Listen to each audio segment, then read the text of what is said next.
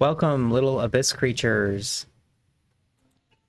We have uh, Brynja Magnusson. She's an author and illustrator on the topics of energetics, shamanism, and spirituality. During her studies in these modalities, she creates illustrated guides to bridge others into the same niche areas of study. Creator of animal totems, the I-Ching human design deck, yin mysticism, Vesica Pisces, and the Incarnation Cross, a guidebook of purpose and archetypes. Brynja publishes her own visual notes in the form of guidebooks or divination tools as a way of both learning and sharing. For 10 years, she has been studying and using tools such as the I-Ching, animal totem, divination, and hands-on healing modalities after several life-altering spiritual encounters in nature, resulting in her recovery from chronic illness. The study of spirituality has been her sole focus and career through modalities such as human design, shamanic initiations, Eastern spirituality, manual therapies. How do you say that? Manual therapies? And then after that, Oh, Nawal. Nawal ritual, nature immersion, and artistic transmission. I am super curious, and I think my audience is curious about these spiritual encounters. What were you doing before? And then if you wouldn't mind going into those. Yeah. What was I doing before? I was in college, like in a totally normal way, and I wasn't having the best time. And then I started having these really wild animal encounters spontaneously, and I was somewhat familiar with the concept of divining through animal encounters. I think a lot of people are somewhat casually. And then when it started happening with this increase of intensity and frequency, there was this kind of pop through where it started to make a lot of sense what was happening and why it was happening and what were the messages that were transcribing through this symbolic language. And it started to kind of predict what was about to happen and also kind of guide when I had difficult decisions. And when that started happening, yeah, I started to have some really spontaneous mystical experiences. And I did my best to follow the messages, follow the kind of inklings of what direction that was pushing me towards. And that led me into doing a shamanic apprenticeship for 3 years over in France. Uh, and then from there, just kind of off the deep end into as many systems and ceremonial practices as I could find that felt right to go into. And so that's been a winding road down many archetypal systems, and and then onwards into whatever the practice is kind of morphing into, because it's always morphing, like when you start learning on a path like this, it's not like you get there within a few years. It's this constant learning process. And so now it's where I am now is I wrote a couple of books on these systems that I had collected, like human design and the I Ching and everything you just read. And then now the direction is turning both towards art as a vehicle bringing me kind of back into the ceremonial world, which I kind of took a break from after this apprenticeship that I did. And so it's very much on the beginning steps of seeing where that is going. But like, for example, I'm going to be showing my artwork at a Psychedelics as Medicine conference in about a month. And so that's kind of an example of how the art and the psychedelics use and the ceremonial aspect and the therapeutic aspect and how archetypes and symbols, they're all kind of coming together through this practice, and it's moving forward. It's all very mysterious still, even to myself. Do you know if they are your ancestors or they are spirits from the lands that you've been to, or what? How do you see these? Where are these beings residing in, and what's their intention? The beings, Yeah. the animal encounters. Well, the way I see it is that Everything that we interact with in our life is has the potential to be a mirror. Uh, Anything can be turned into a divination practice. Everything is constantly reflecting itself. And so for everyone, we all have our preference of which mirror suits us. And for a lot of people, that's tarot. For a lot of people, that's astrology. It just so happened that the mirror that suits me really well, suits my awareness and my consciousness, is seeing patterns that emerge out of wildlife. And so when you go outside and you happen to run into wildlife in whatever context, even if it's roadkill on the side of the road, it's this kind of refracting, kaleidoscopic experience of seeing worlds uniting, of something emerges out of nature at the moment that it aligns to what's emerging in your life. And so the way I see it is it's not necessarily, oh, I don't know if it's ancestors or spirits. It's mysterious to me, but I do think nature sends us messages. Or you could also think of it as your own subconscious knows where every animal is near you and might be pushing you to go outside or go for a drive in the moment when you will have an encounter with the right animal that reflects what's happening in your life. And so that when you're looking for it and when your subconscious knows the language of animal totems, you start to see it more. You start to go out and interact with it. And I wrote a book about this because it works so accurately for me. I think of it almost like Earth astrology. You know, astrology is really popular, and I sometimes wonder if it's because when you think about Earth and heavens, the heavens are a little bit more on the masculine side and the Earth on the feminine side. And historically, we just tend to emphasize things that are masculine more than feminine. We look at the sky and we say, this is going to give us a pattern. This is a mirror that we all universally agree has very interesting recurring patterns in astrology. But you can also look out onto the earth and see there are patterns that will pop up, um, like like seasonal cycles. Like you'll see certain animals when something's about to come up for you. And yeah, so I think of it almost like earth astrology, as you when you know what symbols to look out for interacting with each other, you can read it almost like astrology for yourself. Um, and I think, yeah, when you learn about it, it comes up more. So sometimes people will tell me they'll buy a book, whether mine or somebody else's, about working with animal totem as a divination practice. And the moment they open the book or the moment they get it, immediately have an animal encounter. It's almost like saying, as soon as you're paying attention, your subconscious is going to bring you into situations where you're going to start listening. It knows you're listening. And so it starts to speak to you more clearly. I had a dream the other day, or not. It's called a hypnopompic state. When I woke up and I saw this beautiful like spider walking on my bed, but it wasn't in the physical realm. Do you have any thoughts on experiences like that? Like Yeah. I think, well, so the spider itself or that type of experience? both? Yeah. Well, maybe to start with the type of experience is, I think the different flavors of how you interact with animal archetypes really matters.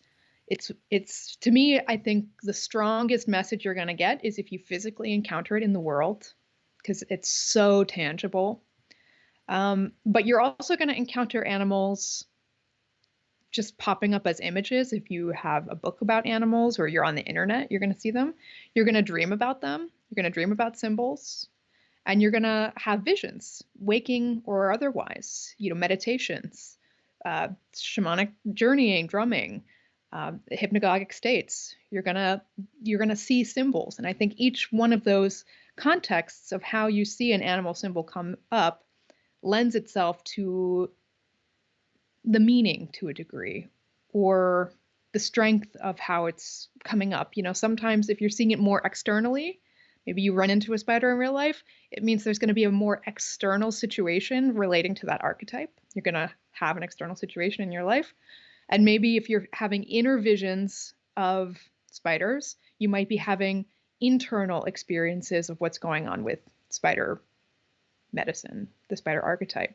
So I think it's also worth noting that every culture has their own language of animal totems. It's not like this one universal meaning for a spider. Everywhere you go, there's going to be different meanings. Just like there's different languages. We have the same letters, maybe, and same sounds, but the different meanings in different languages. So the language that I like is what I grew up with reading about is, and also where I'm from is North American, kind of the Native American meanings, which also really range depending on what tribe you talk to. So this is very simplified down. But with that said, for me, when I run into spider as an archetype, it kind of has a twofold meaning. One can be about creativity, about the kind of weaving aspect, and also going through periods where there's no creativity, creative void. And so maybe if you see a dead spider, it reverses the meaning. So you might be going into periods where the void comes in, which is actually the birthplace of creativity, is where you're really not feeling creative. It's this kind of paradoxical thing. And then also I think of it can be related to sexuality. Spiders can kind of be related to how we relate to our sensuality and sexuality.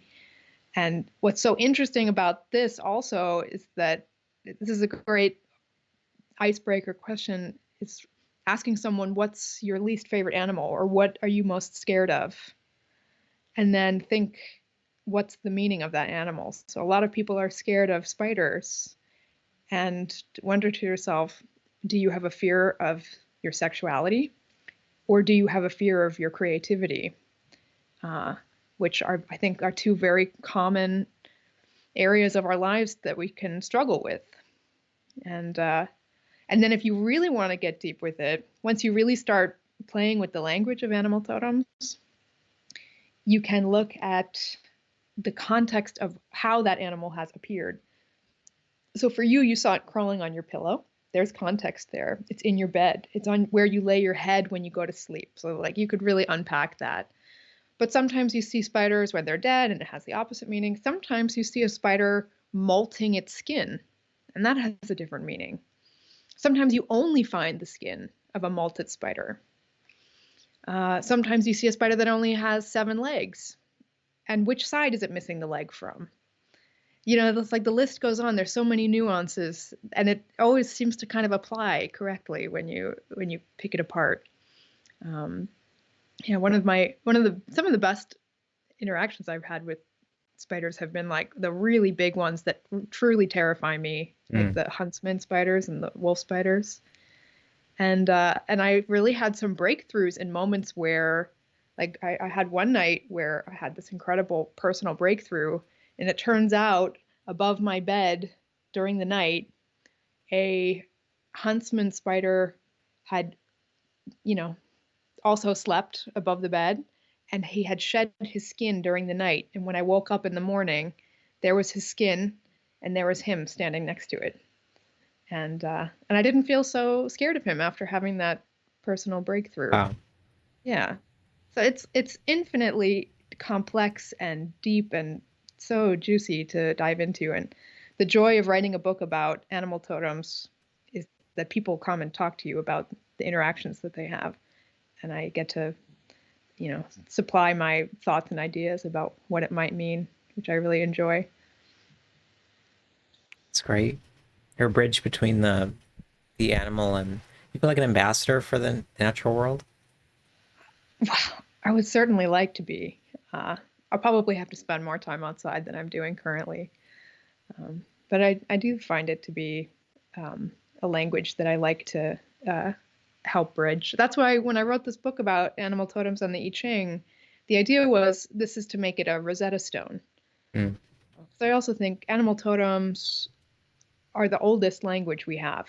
It's so deep in our limbic reptile brain. It's like way, way back in our brain from the days before we were using language. We were speaking in terms of other animals.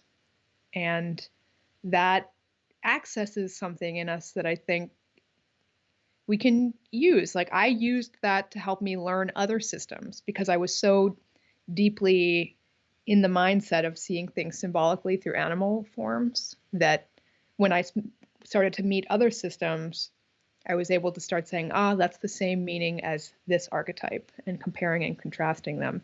So comparing the I Ching meanings of the 64 hexagrams with the animal meanings. And yeah, I feel like it doesn't get as much like interesting street cred, animal divination, as I think it deserves. Like I think it is the most fascinating, deep, shamanic, like reverent language that we can use, and yet I don't think it has the street cred that astrology gets with its, you know, the school of it.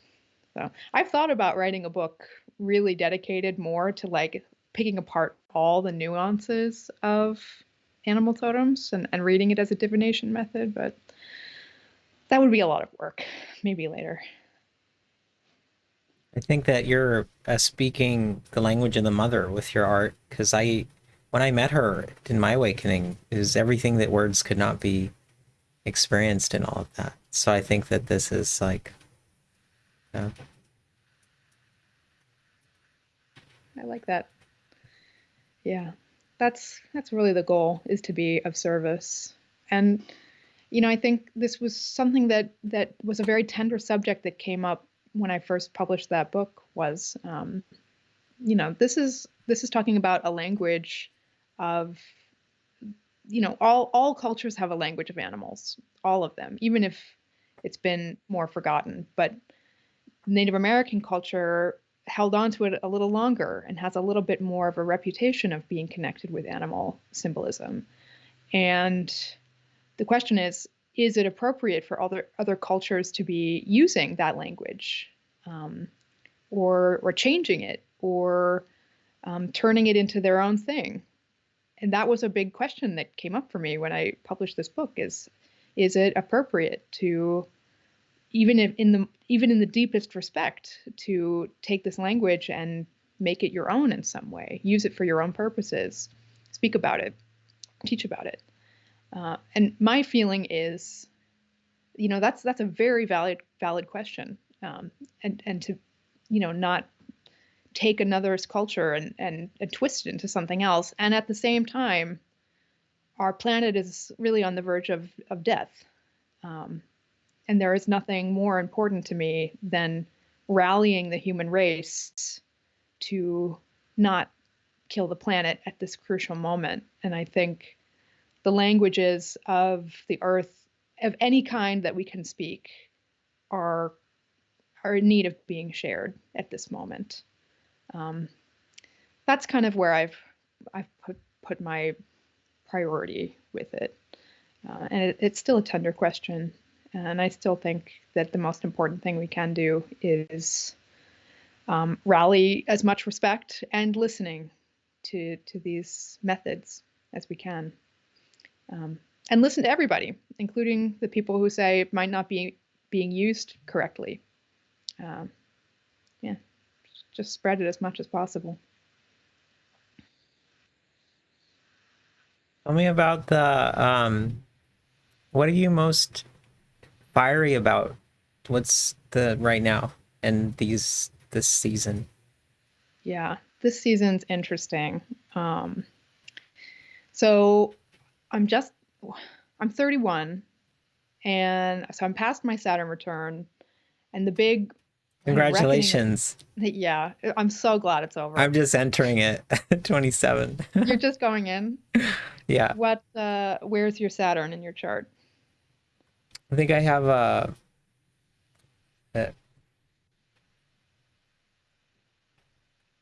I'm just gonna double check. I'm so focused on the interview. I don't know if I can pull up information. You don't have to share it if you don't want to. No, I do. I want to share I it. wish someone had told me where my Saturn was before I went into my Saturn return, because it would have given me a little hint as to what was coming. And of course, not all Saturn returns are crazy. They can be much more peaceful. My Saturn is in Pisces in the 10th house.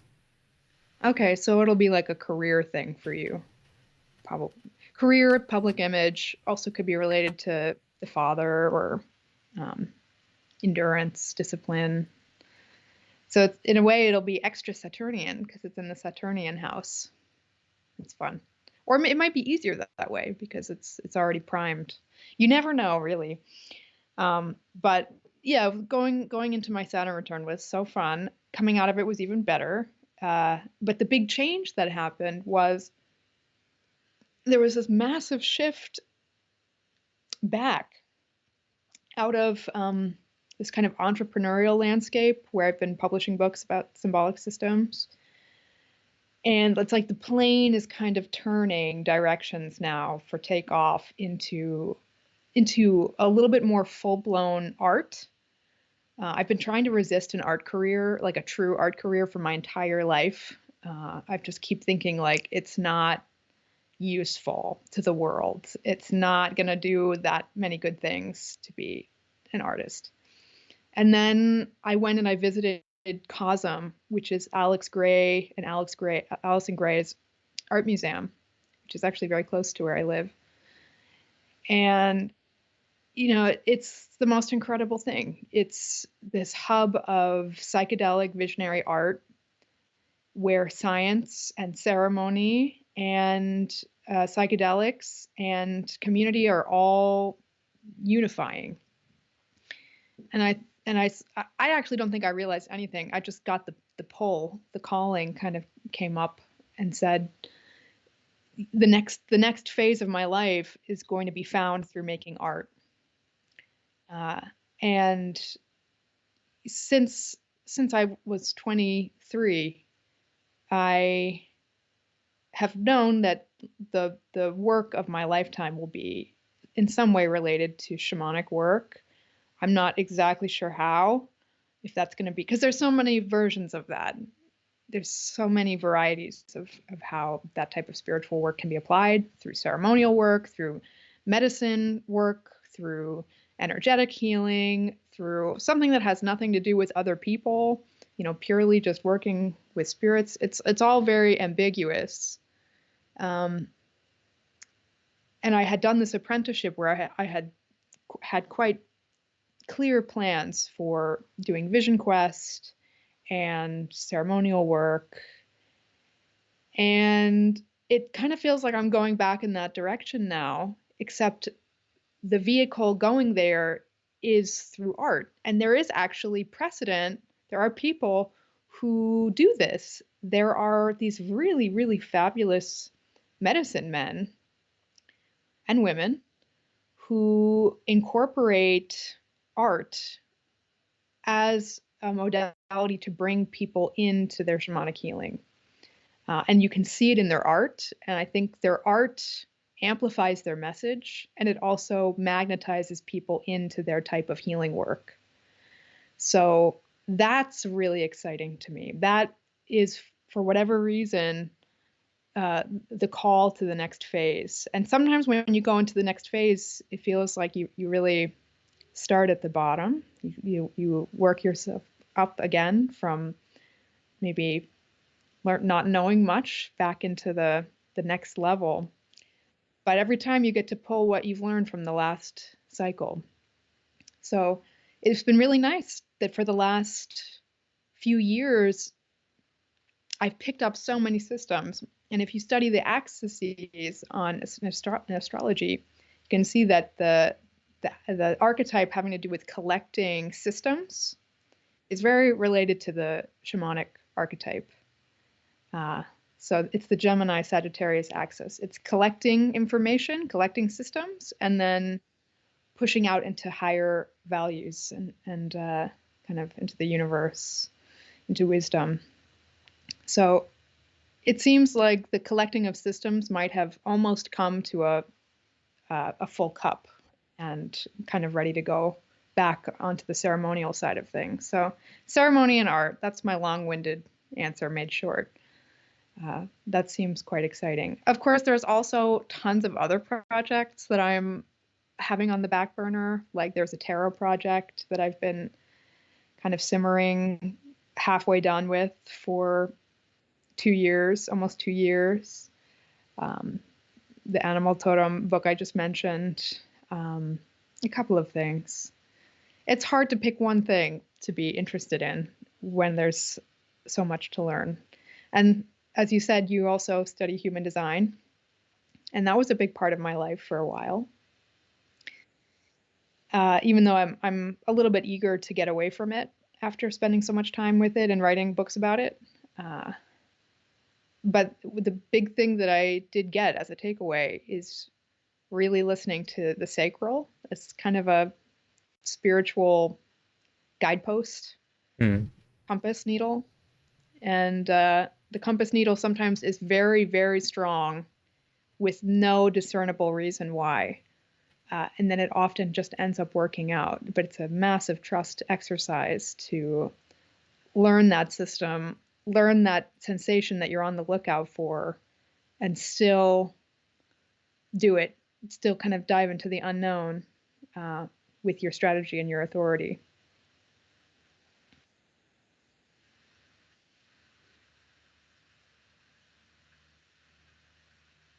Tell me about I really want to bring, I see this channel as an altar, and I see everyone on here as offering them to the gods as and to the mother. And so I'm wondering if we can do like a reading or do something that'll bring the energy of the mother and the energy of the nature spirits through this, yeah, through all of this. However you want to do that, I really want to make this a So, bridge. Yeah. okay, let me ask you some questions. Is this something that you would want to be of benefit in some kind of educational or offering way to someone that was watching, or something more diffuse than that? I want people's hearts to have her heart. I want people to like become one with her and like really like. Hmm. Can you give me some examples of what others have done in this question? Oh, well, I mean, your art is one example, like channeling, meditation, visualization. We could visualize the timeline we want to take people on. Hmm. We could like paint a picture of that, have people like visualize the future according to your energy and your guides. We can so it's kind of like, yeah, I see my channel as like an inter timeline train station. What timeline do you want to go? Right. Gosh, that's They so hard can though, because there's so many tools that I love for that. And it's hard to pick one if there isn't like a specific need for one. Like when the need arises, the tool pops up for well, see, check use. your sacral, see what. I guess my core of everything I'm doing is like a mother reverence. Right. Oh, well, that makes me think about this other thing that I did called Yin Mysticism, which was a book that I wrote after I did Iboga. Um, and that was a very difficult time because there was so much grief, mother grief. Mother grief is one of the most profound griefs I think you can experience. Um, and I was trying to reconcile with that from the Iboga, with the Iboga. And so I ended up writing this like tome, like this huge book about this spiritual theory called Yin mysticism. And it wasn't related to really any other system, perhaps most closely to Taoism, really. It was kind of like this really expanded thesis about um, approaching the world with a yin mentality, and that every situation in life can be approached with a yin perspective to figure it out. That yin holds this mysticism that you can't find anywhere else. Yin being the more feminine side of things that exists in everything, so it exists in men and women. As opposed to yang, which is the more masculine and active and light and straightforward. Yin is completely paradoxical, counterintuitive, doesn't make clear sense, and will always remain mysterious. And in every realm of life, you can find a yin approach to things that will bypass usual means. It's really hard to talk about. It was the most difficult book to write. And it can apply to any situation. I think whenever I hear anything relating to mothering, I think about this system because it has been so helpful to me. I can plug any question into this system and get an answer that will ease Let's any do kind of it. existential Let's do it. Let's dread. ask the what does the audience need to hear from that system? Let's do it. Well, the question is like, what challenge are you facing, and in what way can you approach it in a yin way? And so it's infinite. It's like infinite possible issues. Um, so what would be kind of one of the more common issues that you could plug into a yin mindset? Um, I think something that is really useful that I've used up many times is when you're encountering strife with difficult situations, there are yin power techniques. And this is what Sun Tzu says in The Art of War, this ancient treatise on conflict. I was in my That if dream yesterday, by the way. Oh I really? was playing the Art of War while I slept, and I was a general in that. Okay, perfect. Uh, so Sun Tzu says, in every situation in conflict, there's either a yin way or a yang way to go about responding. And if you know how to do both in any situation, and then you know which tactic to choose, then you can overcome any conflict, no matter how complicated it is. And I think the yin responses in conflict are really difficult unless they are modeled for us. Uh, they're very masterful and they're very counterintuitive. And so um, two of those strategies, one is yielding. That if you want to win a conflict, you can yield to win it. And that sounds counterintuitive because we think of yielding as losing or not engaging. But the moment has come to yield in a conflict if you're dealing with someone who is outrageously aggressive. That is kind of the key, that if someone is exhibiting a lot of arrogance or a lot of the desire to forcefully come straight at you and attack you, the exact thing you want to do in that moment is to get out of the way, to not let them land a blow on you. So this, in a modern sense, if you're dealing with someone who's frightening or out of control in their behavior, don't engage. And so I think something that's very popular right now is talking about dealing with narcissistic behavior. Perhaps it's an overused term, but a lot of people are talking about this right now. How do you deal with that? And if you look at the strategies that are presented, it's very often to yield, do not engage. If someone's exhibiting narcissistic behavior, it's very often very young, it's very masculine, it's very, I'm going to overcome you, I'm going to exert power and control over you, I'm going to belittle you. It's very masculine, kind of over the top. And so when you see that behavior, you just step out of the way. You just move out of the way and you haven't lost anything. And this is also related to this strategy, this yin strategy of stealth, is that if you can step out of the line of sight, you can also avoid injury. So these kind of power techniques, they go hand in hand with a couple of other ways to handle a little bit more precise ways that you can handle this. And the most supreme way of handling aggressive overly yang behavior. And our entire world is too yang right now. It's really out of balance. So I think learning yin techniques isn't just going to like save the world. It's also going to keep you safe in a world that is way, way, way too yang. It's going to keep your cycles healthy.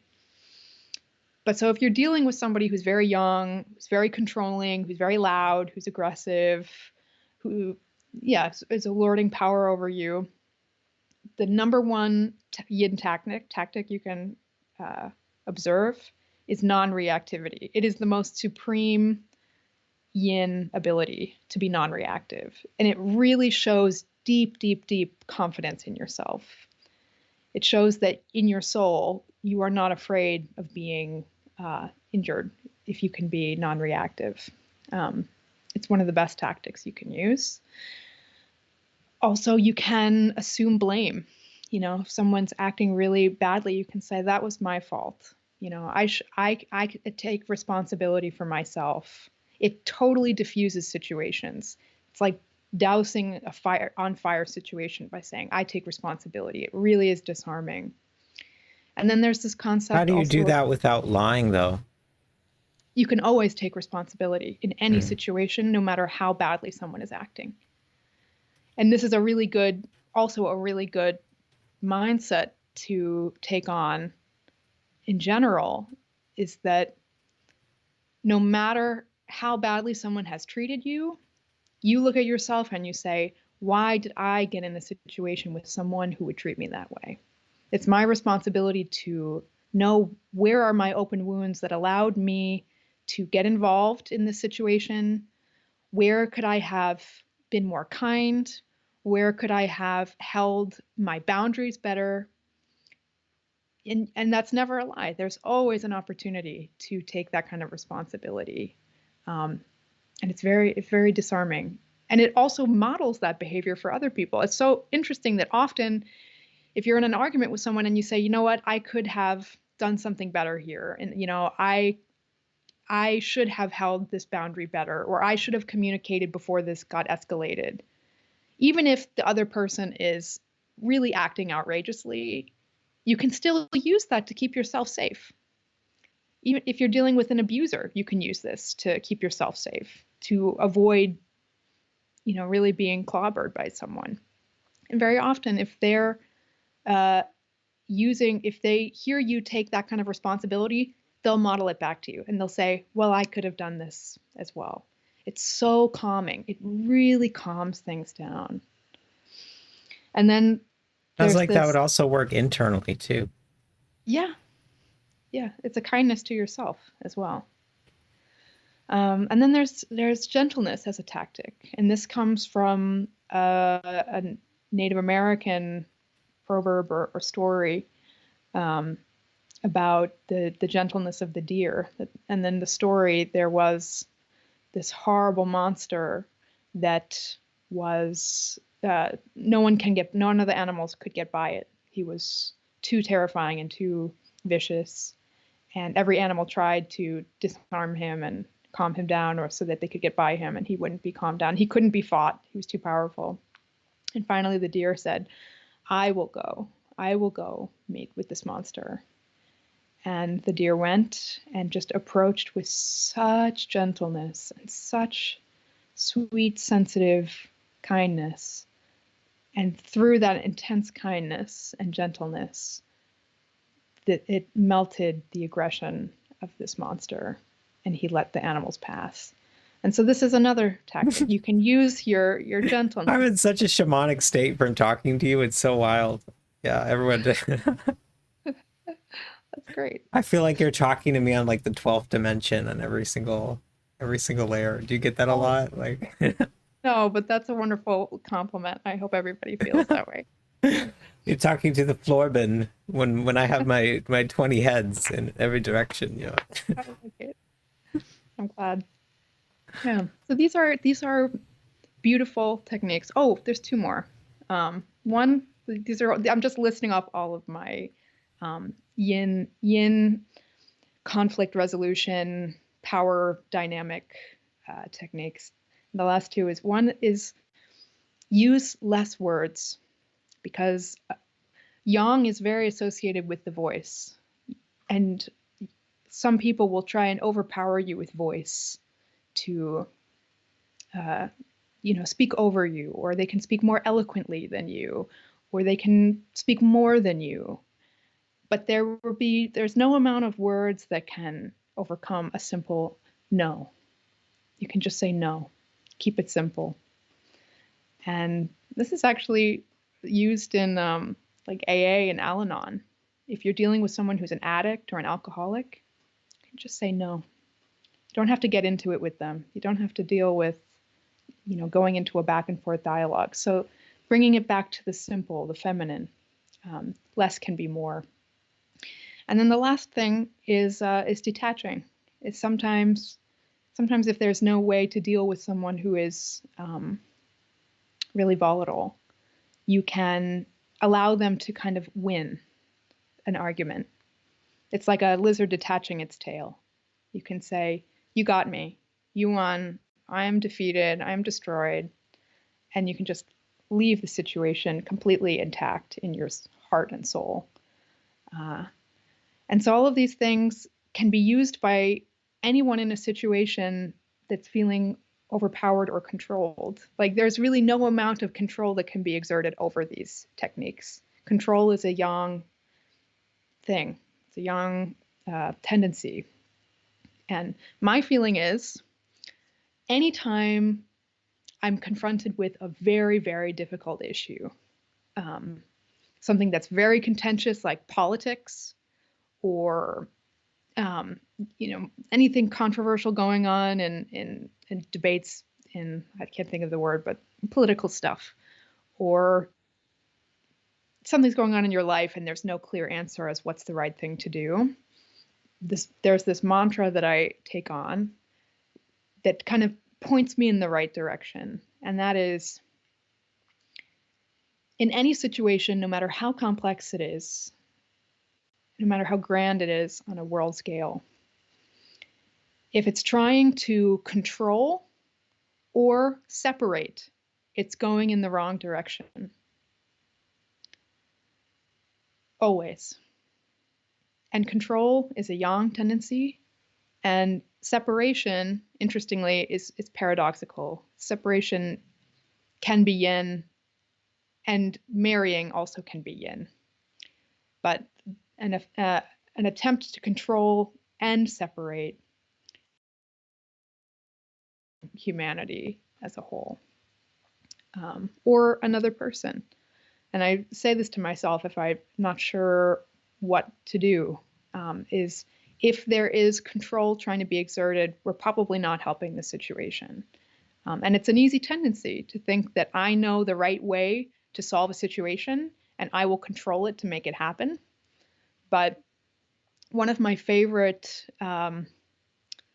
defining quotes about how to find a guru or a shaman that is not going to manipulate you in some way, is not going to take your money and not help you or be dominating in some way, which there is certainly a tendency for that in a lot of situations, is a true shaman, a true guru, a true spiritual teacher will never, ever try to control what you do.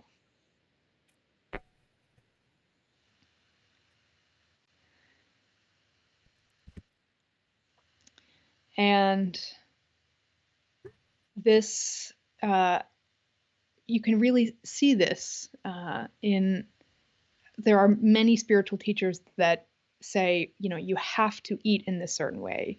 You have to have your practice in this certain way. You have to follow me. You have to give me this much money. You have to do as I say. But a true spiritual teacher does not want to have power over you or control over you, because they know they're moving back into the feminine direction of spirituality. And you have more influence when you are not trying to have control over any other being. So it's something always to look out for. Control, once you start noticing a tendency to control in yourself or in others, you implement the yin tactic in response to it, and you let go of control.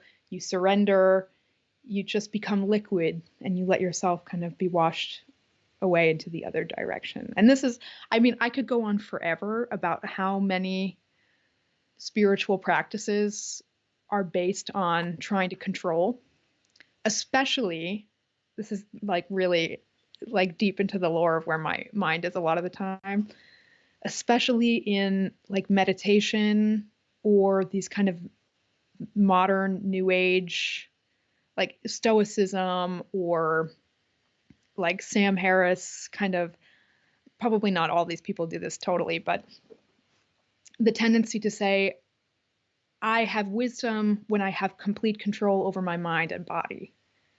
And my feeling is, I don't think that we gain that much wisdom by trying to have control over our body or our feelings or our emotions, which are our yin base. It is the most wise part of us. It's not, it doesn't necessarily always make linear sense, but it always has wisdom in it. And if we try and control it too much, we just cut ourselves off from that wisdom. So I think when you start looking for control, you detect it in a lot of practices. And I never want anyone to feel that they're trying to control their emotions. I think there are some practices that say that when you are, I'm probably going to phrase this wrong, but when you are, that believe that your emotions are controlled by your thoughts. And if you can control your thoughts, then you can control your emotions. And my feeling is your mind is like a prism. Your emotions goes into the prism and then comes out. So the intent is not to control your emotions or the mind. It's about getting that prism into a state that when your organic body emotions, your feminine stuff comes through it, it's going to shine the prism in a way that's helpful and helps you reflect back onto yourself instead of, maybe unhealthy thought patterns or unhealthy relationship to the emotions. It's hard to talk about this topic because it goes infinitely in every direction of where we find yin in ourselves, how we learn to not control it, how we learn to promote it and then create this reciprocal, loving marriage between every part of our system that is feminine and masculine. And this goes between the chakras, our like with women and men, the areas where we're yin and yang in our body are different. So we have, for men and women, a different relationship of respecting our yin and our yang. And if you are gay or bisexual or transgender, you have a different relationship with yin and yang. And it's like this beautiful marriage that we're constantly trying to make our yin feel protected and loved and not control it, not be like a controlling partner and control our heart and our gut instinct and our emotions and our body needs. And also be the loving nurturer to our mind and the parts of us that are yang and are masculine. It's like an infinite topic. Yeah. So, yeah, thank you for coming on the show. Everyone, please check out. This is like when I saw her artwork, I'm like, wow, this is someone who's doing this like really, really well. Like the spirit of this is real. It's alive. It's not just trying to do something. This is the fiber of her being. And I can feel that when I talk to her, like every single layer of the spirit world rushing through. So go engage with that art. Open your heart. Put it in your house. Put it in your life. Check out the links below and really support and give her lots of love. Follow her Instagram. Yeah, because we need to support the people on the front lines bringing humanity, causing us to remember these ancient ways. Thank you for everyone who's joined this podcast. Please continue to subscribe, hit the notification button, like, and yeah, if you want to donate and book a reading, I'm available as well. I do I-Ching, tarot, as well as Brynja does readings. So yeah, consider supporting us, and go talk to Gaia. Take off your shoes, put your little toes in the dirt, and enjoy Mother Nature. Peace.